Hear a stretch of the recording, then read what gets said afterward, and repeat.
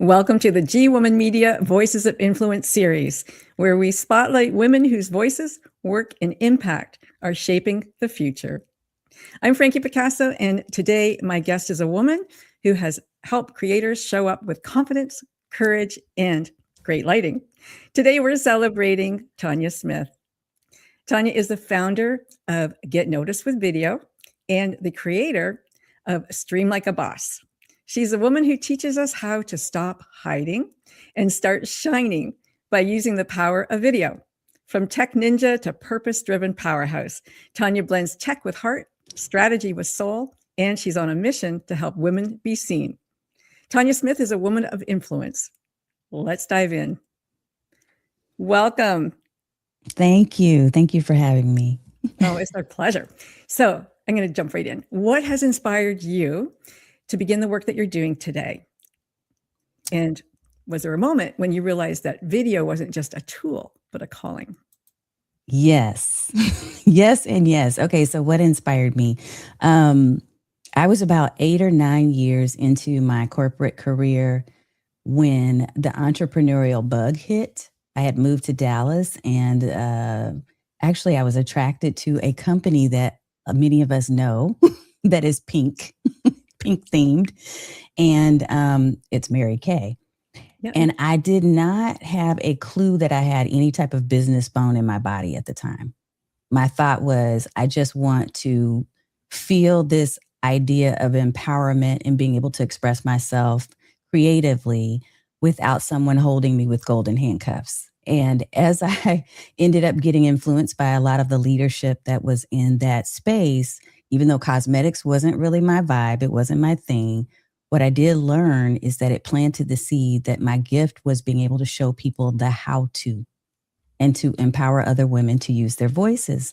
And so from a video standpoint, if I fast forward many, many years later, because I am a super introvert, Frankie, I kept saying, don't put me on camera.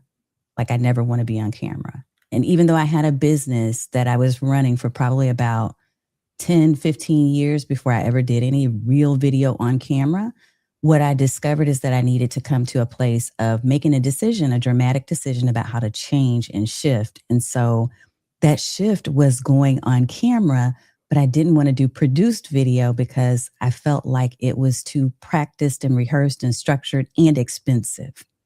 So I decided to go live once a week for an entire year to see, just to put my toe in the water and see how it worked. And it did wonders for me professionally and personally. And that's how I ended up here. Wow. I can understand that, actually. Was there anything in your early upbringing, or, I mean, you mentioned early career, move, but was there anything in your early upbringing that might have pointed that you might be somebody in front of a camera one day? Or who was that woman of influence maybe that brought you to That's so funny that you're asking it. I hadn't thought about that, but you know what? Just the other day, I was pulling out some photos from when I was probably 6 or 7. And then also a science fair project that I worked on when I was about, 11, 12, something like that. The science fair was about marketing. Okay. I didn't go into marketing for my college degree. I actually went in for a psychology degree and ended up in the business school for my master's degree. But I never thought anything at all about marketing until I started running my own business. But yeah, I guess there were influences. My mother was an activist in North Florida, and there's a whole other video, right? But ultimately, she was probably the loudest voice in my head behind my grandmother, who was very quiet, but she spoke loudly with her actions. I think really it's just the influence of all of those different things, having a lot of women voices that were empowering. Growing up, always having an interest in doing some type of show. We used to do those old tape recordings, the cassette tapes. Yeah. We used to take magazines, my brother and I, take magazines and turn those into little skits that we would record. But I never thought about video until later. It probably wasn't a big thing back then. Right. It was expensive back then. Exactly. So what transformation do you create for people that you serve? And is there one story maybe that you can tell us of somebody who went from not ever going to happen to look at her shine? Yeah. There are so many different stories, but I'll give you a quick one. And that is a woman that I was working with who felt like she was really overwhelmed by all the tech.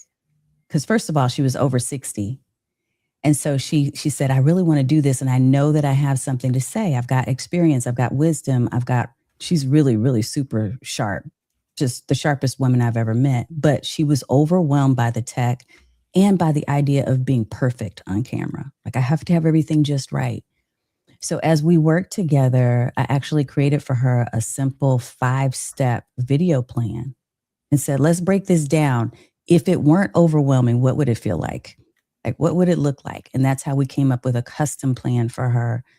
And in doing so, she was able to leverage this whole idea of this 5-step plan into a course where she was on camera, into hosting a summit, into creating a series where she interviews book authors and does book collaborations. And now she's leveraging video consistently, almost on a daily basis. Wow. Yeah. That's amazing. Yeah. Okay.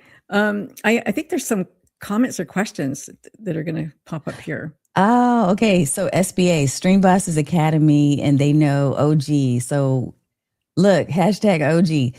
When I do my live streams, this is one of the things that I'll share that's really powerful for you about live streaming is that you begin to build community, because it's less about the video. It's more about the conversation and the community that you're building, the relationships and the connection.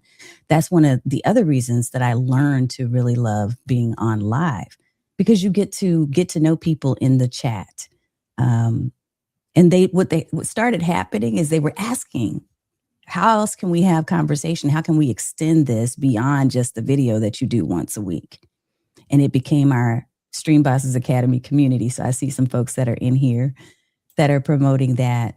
The other thing that we do when we start our lives is we segment people and help them to feel like they're a part of a miniature community by asking them if they are a first timer, and then they put in hashtag newbie.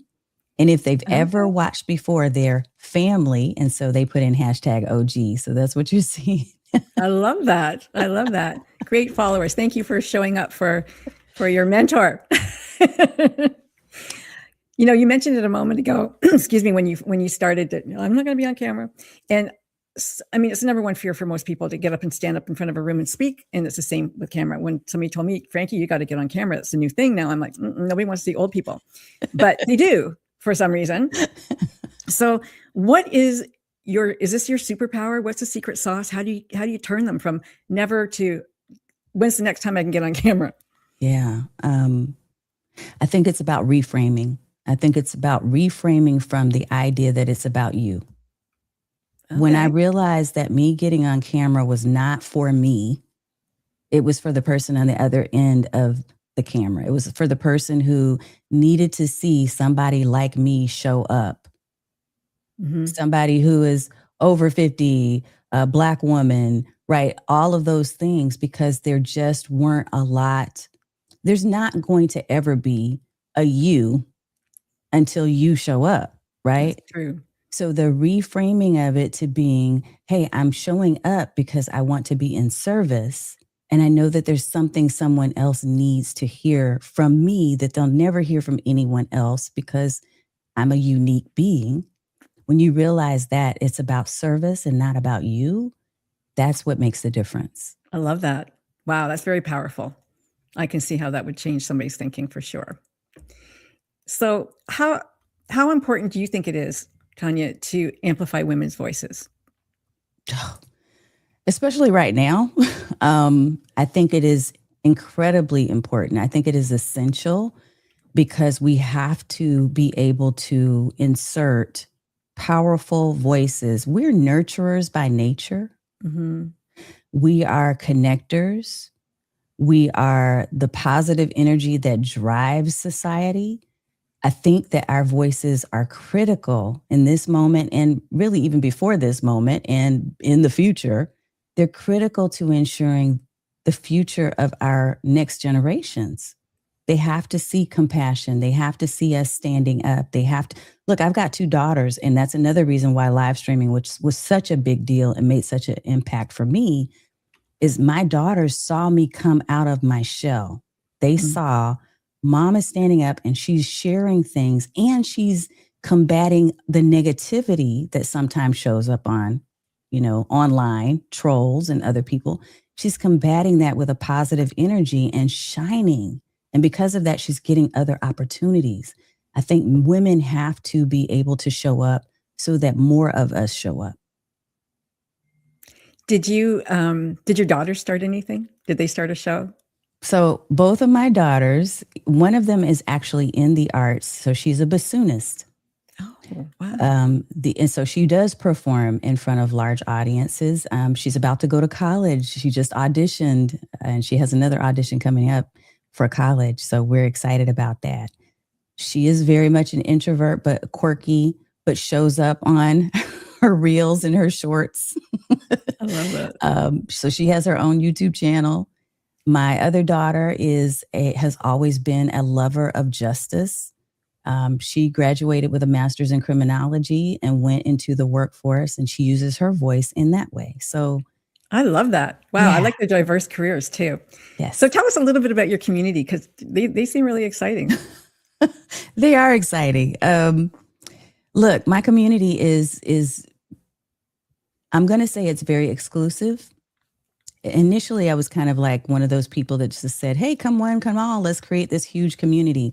What I learned very quickly is that it became a safe space and a bubble. We call it the pink bubble sometimes, right? So Stream Bosses Academy is typically intended for women who are over 45, who are looking to be able to share their voice in a safe space, to learn how to leverage video content so that they can build an authoritative brand. But it's not just about the brand. And I realized that because many, probably at 75% of them, have been there since 2021 when we started. Wow. And that's not typical for memberships. Well, I want to point out, sorry if you don't, I just want to say hi to the G Women Collective who are here as well. Welcome. We're so happy to have you. You've probably seen Tanya's face on our website, and now you get to hear her. So we're really happy that, Pauline says, I love hearing that, Tanya. Live streaming attracts a community you desire. Yes. It's the people that are right for you. Message, and you want to be of service. Yes. Yes, exactly. We're going to see more people showing up, I think, on camera. Oh, that's really sweet. Love that about your daughter. Is that somebody that you know? No, I don't, but thank you. I agree. It's incredibly important to insert powerful female voices into global conversations, because we are pivotal and crucial to the global discourse. 100%. Yes. Thank you so much. And I'm so glad all of you are watching. It's such a pleasure to have Tanya here.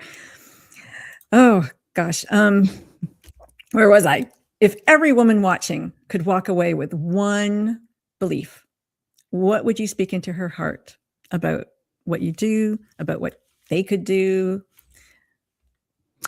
The number one thing I would say is that the world needs your voice, not a polished performance, just your presence.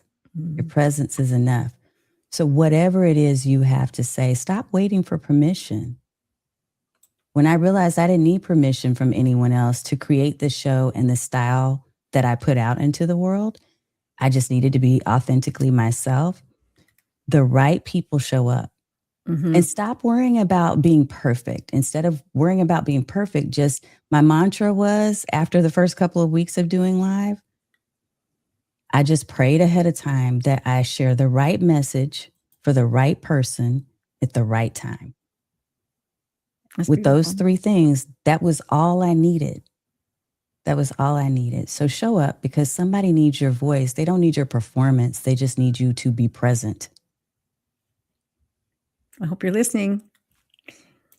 A woman with a voice influences her world, and a woman with a platform changes it. This is a G Woman Voice of Influence series. Thank you so much, Tanya Smith, for being my guest today. Thank you for having me. Love you guys, G Women.